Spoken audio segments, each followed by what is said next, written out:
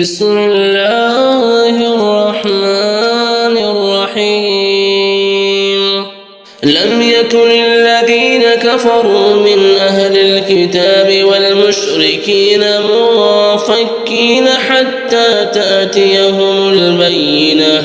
رسول من الله يتلو صحفا مطهرة فيها كتب قيمة وما تفرق الذين أوتوا الكتاب إلا من بعد ما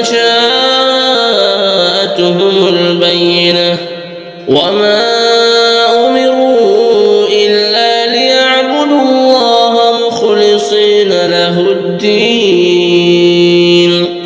حنفاء ويقيموا الصلاة ويؤتوا الزكاة وذلك دين القيمة. إن الذين كفروا من أهل الكتاب والمشركين في نار جهنم خالدين فيها